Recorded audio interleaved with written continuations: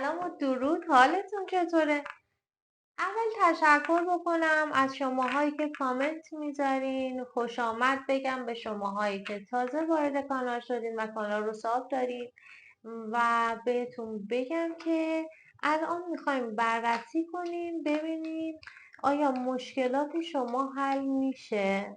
مشکلی که الان چالش این روزهای شماست، بهش همین الان توی همین لحظه فکر کنید تا بریم بررسیش بکنیم ببینیم آیا این مشکل، این چالش که این روزها شما رو خیلی درگیر کرده، ذهنتون رو درگیر کرده، آیا حل میشه یا خیر.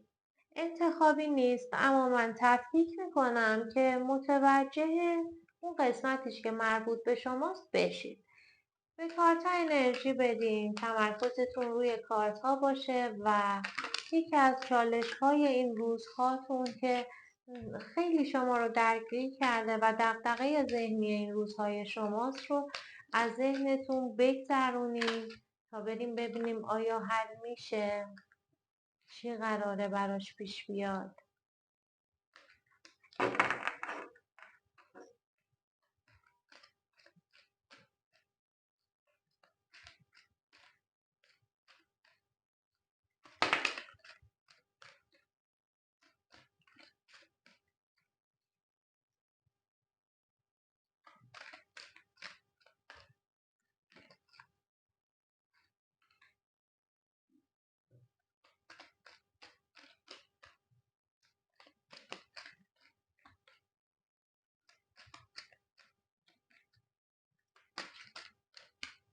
تمرکزتون روی کارت ها باشه تا بهمون کارت بده.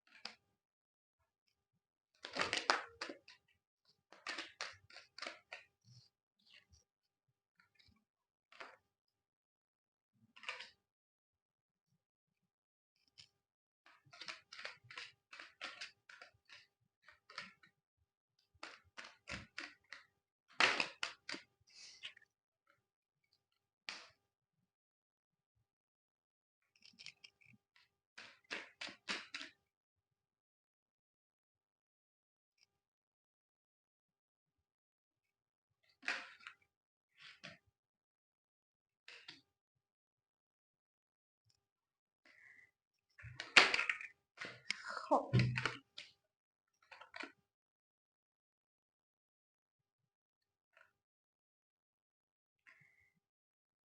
برای اونایی که چالش این روزهاشون، مشکلی که درگیرش هستن و براش نیت کردن، کاری مالی هستش، اجتماعی کاری مالی هست، باید بهتون بگم که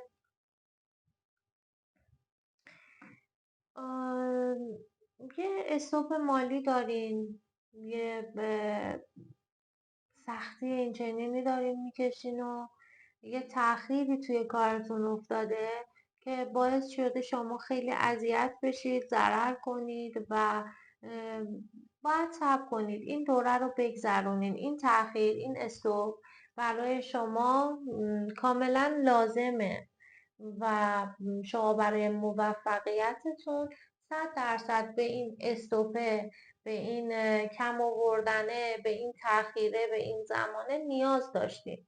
باید صبر کنید، به زودی انشاءالله تا 4 وعده آینده به موفقیتی که دلتون میخواد میرسین و یه گشایش مالی براتون ایجاد میشه. کسی به شما کمک خواهد کرد و اون راهگشای شما خواهد بود. اگر که قدردان باشین، اگر که شما هم از سودی که بهتون میرسه به دیگران ببخشین و دیگران رو هم در موفقیتتون شریک بکنید، قطعا مشکلتون خیلی زود رفع خواهد شد و نهایتا تا 10 وعده آینده به یه موفقیت بسیار عالی دسترسی پیدا میکنید، میرسید و موفقیتتون توی این مسئله‌ای که این روزها چالشتون شده 100%. اصلا نگران نباشید.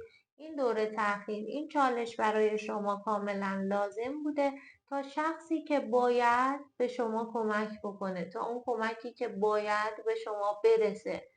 اصلا بد بهش نگاه نکنین، اصلا خودتون رو نگران و ناامید نکنین. بدونین که کمکی در راهه که چالشتون رو حل میکنه که هیچ شما رو به موفقیت هم میرسونه 100%. اونهایی که چالشتون، نگرانیتون، چیزی که براش دیرت کردین احساسی هستش، خیر، این چالش اونطور که شما میخواین حل نمیشه و اصلا انتخابتون اشتباهه، مسیرتون اشتباهه، خیلی بی تجربه هستین حتی و آمادگی لازم واسه بودن توی اون موقعیتی که میخواین رو ندارین.